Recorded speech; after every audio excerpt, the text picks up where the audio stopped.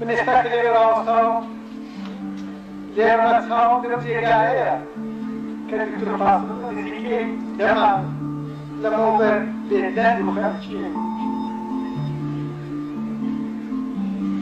هذا احترام للراسة ببڕوای من دەتوانین بڵین دکتۆر سەعید سیمای تێکۆشەرێکی نەتەوەیی و چەپێکی دموکرات بوو. ئێمە نەتوانین هەستی پێ بکەین بە گرنگی و ئەهمیەت و تاریخی بوونی ئەو ڕۆژێ.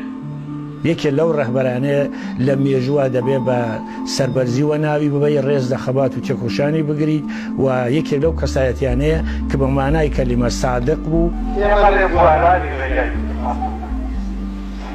بەڵام ئەگەر ئەو بڕێنی خۆمان دەزانی ئایا نابێت تێکۆشین هەر بۆ ڕێگای ئەبڕۆی کە ئەو پێیشان داوی.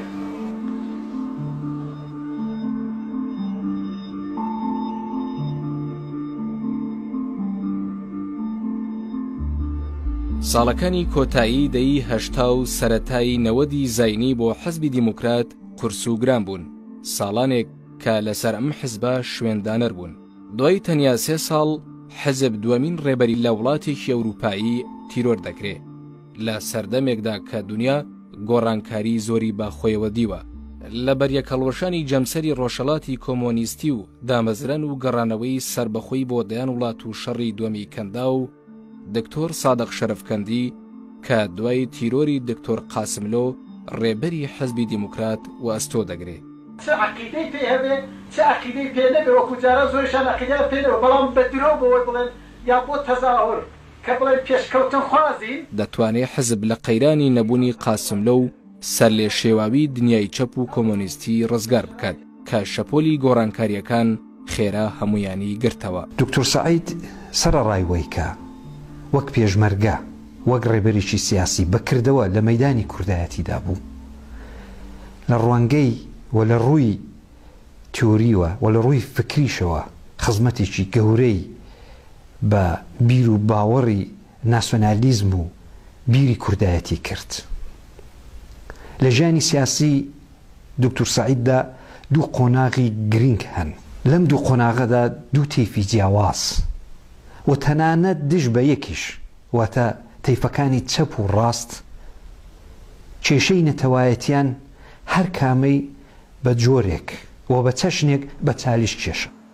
لە دۆخی ئالۆزی سەرەتایی دەی نەوەددایە کە شەرەفکەندی تیرۆر دەکرێت بۆیەشە تیرۆرکرانی گران لەسەر حەزبی دیموکرات دەکەوێ و حەزب ناتوانێ خۆی لەگەڵ دۆخی نوێدا بگونجێنێ و لە ڕەوتی ڕووداوەکان کەڵک وەرگرێ.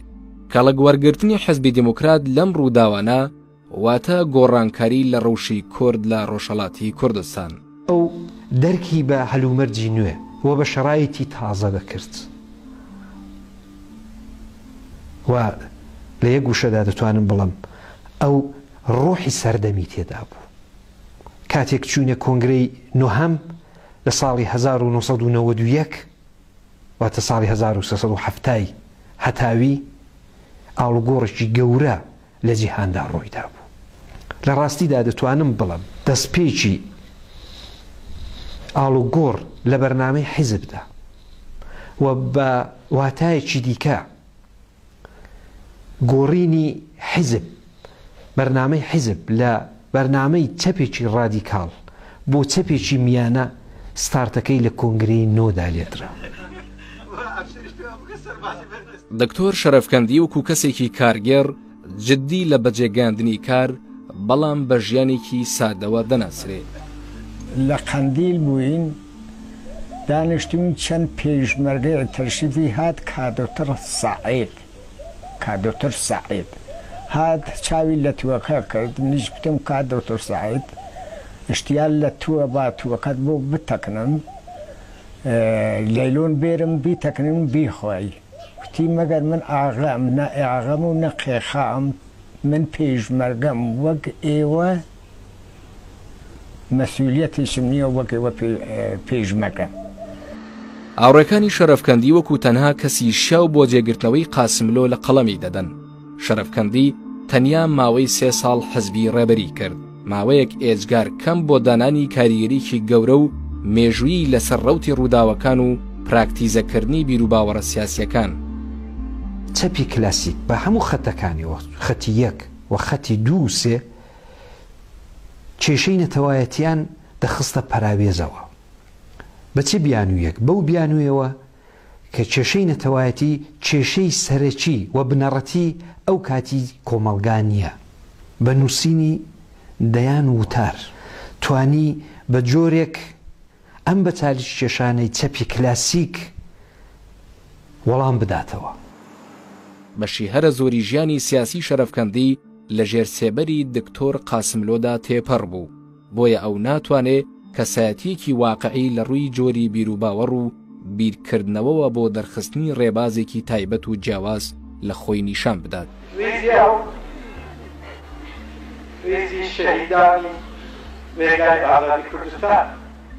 کاک دکتۆر سەعید ڕاستە ڕێبوارێکی شێلگیری کوردایەتی بوو، بەڵام لە هەمان کاتدا بەنیسبەت دابینکردنی عەداڵەتی کۆمەڵایەتیش لە هەمان کاتدا بەنیسبەت کێشەی عەداڵەتی کۆمەڵایەتیش بێتەفاوت یا بێلایەن نەبوو. لە راپۆرتی کۆنگرەی نۆهەمدا کە لەم کۆنگرەیدا بخۆی بوو بە سکرتێر کە وەکو دیکۆمنتێکی مێژووی ئێستاژ ماوەتەوە و دەمێنێتەوە، کاک سەعید تەئکید و جەختێکی زۆری لەسەر ئەم بابەتە کردو.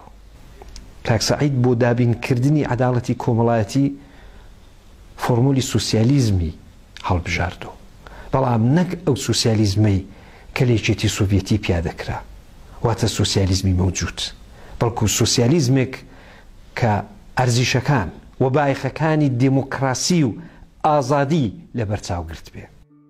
شەرەفکەندی خوێندنی لە بواری کیمیا لە پەیمانگەی بەرزی تاراندا تەواو کردبوو. دواتر لە مەهاباد و ورمێ ماوەیەک مامۆستا بوو. ئەو بۆ خوێندنی قۆناغی دکتۆرا دەچێتە پاریس و لەوێ لەگەڵ دکتۆر قاسملۆ ئاشنا دەبێت. لێرەوە ژیانی حزبی شەرەفکەندی دەست پێ دەکات، لەگەڵەوەدا کە بواری خوێندنی هیچ پەیوەندی بە سیاسەتەوە نیە، بەڵام شەرەفکەندی دوای ڕوخانی ڕژێمی پاشایەتی لە ئێران و ڕاگەیاندنی خەباتی ئاشکرای حزبی دیموکرات دەبێتە ئەندامی ڕێبەری و دواتریش دەبێتە یەکێک لە کەسایەتیە کاریگەریەکانی نێو حزبی دیموکرات و کەسێکی نزیک لە قاسملۆ. هەم لە بنەماڵەیەکی فازڵ و بە فەرهەنگ پەروەردە بووە و لەگەڵ مەسایلی کوردایەتی و خەبات و بزوتنەوەی نیشتیمانی و بە تایبەت ئیلهامگیر بووە لە کۆماری کوردستان و دەستکەوتەکانی کۆماری کوردستان و بە تایبەت برای گەورەی کاک دکتۆر سەعید مامۆستا هەژاری ڕەحمەتی عەبدوڕەحمانی شەرەفکەندی و یەکێک لەو کەسانە بووە کە لە پێگەیاندن و لە واقع گەشەکردنی کاک سەعیدا لە بوارەهای عیلمی و سیاسیدا دەور و نەخشی کاریگەری بووە. لەلایەکی دیکەوە کاک سەعید خوێندکارێکی بە زەکاوت و زانا بووە، توانیوێتی لە دانشگاکان و لە تاران لە ورمێ لەگەڵ مەحافلی فکری و سیاسی پەیوەندی و تێکەڵاویەکی بێت. سادق شەرەفکەندی سیاسەتی نزیکی لەگەڵ حزبەکانی کورد و هەروەها ئێرانیش دەگرێتە بەر. پارتی دیموکراتی کوردستان مەیلی خۆی بۆ ئەم نزیکایەتێ نیشان دەدات، بە تایبەت کە شەرەفکەندی برای شاعیری نێوداری کورد هەژاری مکوریانیە. هەژار لە کەسە نزیکەکانی بارزانی بووە، نزیکی زۆری قاسملۆ لە یەکێتی نیشتیمانی کوردستان و هاوکاری زۆری بۆ جەلال تاڵابانی لە کۆڕ و کۆمەڵە نێودەوڵەتیەکان و هەروەها نێوبژیوانیکردنی یەکێتی نیشتیمانی و دەوڵەتی ئەو کاتی عێراق لە ساڵی 1983 لەلایەن قاسملۆوە ترسێکی خوازراوی پارتی دیموکرات نەبوو. هەروە شەڕی نێوان پارتی و حەزبی دیموکرات لە سەرەتای دەی هەشتای زاینیدا لە سەردەمی ڕێبەری قاسملۆدا ڕوویدا بوو. پێشتریش قاسملۆ توانی بووی حەزبی دیموکرات لە ژێر سێبەری پارتی دەربێنێ و پێگەی لایەنگرانی پارتی لە نێو حزبدا لاواز بکات. هەموو ئەمانە کاریگەر بوون لەسەر پەیوەندیەکانی نێوان پارتی و حەزبی دیموکرات کە لە سەردەمی شەرەفکەندیدا گۆڕانی بەسەردا هاتبوو. دکتۆر سەعید لەسەر ئەو ئەسڵە زۆر پێداگریە کرد کە هەموو هێزە سیاسەکانی کوردستان هاوکاری و یارمەتیدەری یەکتر بن، دەخاڵەت لە کاروباری نێوخۆی یەکتر لە پارچەکانی دیکەی کوردستان نەکەن و پەیوەندی و ڕەوابەتی سیاسیان لەگەڵ وڵاتانی پەیوەندیدار بە مەسئلەی کوردەوە لەسەر ئەساسی ئەوە نەبێت کە دەخاڵەت و دەستێوەردان لە پارچەکانی دیکەی کوردستان بێت و بتوانێت ئەو پەیوەندیە لە واقع پەیوەندیەک بە کۆمەک بە گەشەکردن و بەرەو پێشچوونی بزوتنەوەی نەتەوەی کورد هەموو پارچەکانی کوردستان بکە. بەڵام شەرەفکەندی لە گەرمەی هەموو ئەو ڕووداوانەدا تیرۆر دەکرێت، ئەویش دیسان هەڵەی قاسملو دووپات دەکاتەوە، بەڵام دۆسی شەرەفکەندی ناکرێتە قوربانی سات و سەودای ئابووری و سیاسی. دادگایەک لە بەرلینی ئاڵمان بادوەداچوون بۆ تیرۆرەکە دەکات. دوای 3 ساڵ و نیو کات و شایەتیدانی 174 کەس و بەڕێوەچوونی 246 دانیشتن، دادگا ڕێکەوتی دەی ئاپریلی 1997 گەورە بەرپرسانی ئێرانی لەوانە ڕێبەر و سەرۆکۆمار کە ئەو کات هاشمی ڕەفسنجانی بوو بە بڕیاردەر و بەڕێوەبەری تیرۆرەکە دەناسێنێ. ئەمە گەورەترین دادگاییکردنی مێژووی ئاڵمان و گەورەترین دادگاییش لە دوای شەڕی دووەمی جیهانی لە ئەوروپادا دەبێت. هەموو وڵاتانی یەکێتی ئەوروپا بەڵوێزەکانیان لە ئێران دەکێشنەوە. ئەم قەیرانە 7 مانگ درێژە دەکێشێ، بەڵام حەزبی دیموکرات کەڵکی پێویست لەم دەرفەتە وەرناگرێ، هەم بۆ بزواندنی کەیسی دکتۆر قاسملۆ هەمیش بەکارێنانی وەکو کارتێکی گوشار لە دژی ئێران بە مەبەستی بەرەو پێشبردننی ڕەوشی کورد.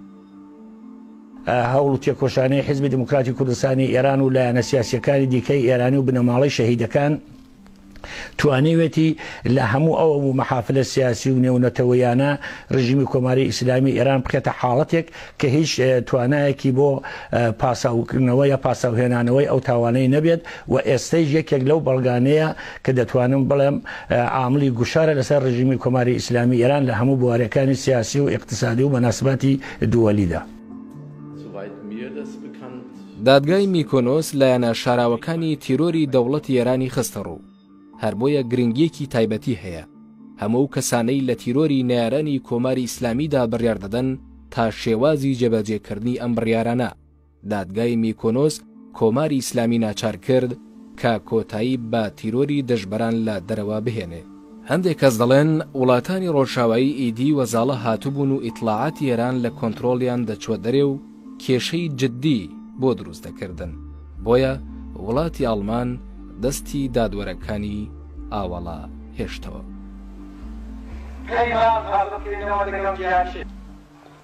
ولا فيش هوانا دقال روحي باكي دكتور قاسم الكوشي دكتور قاسم الجوجمع ما هو سامع ريبرمان باي كفي كنجان ما نفع بدوان داني أما الوقتو يا سيدكي يا أوقت خالما برسيد كبير خيراتو أتدى باوجه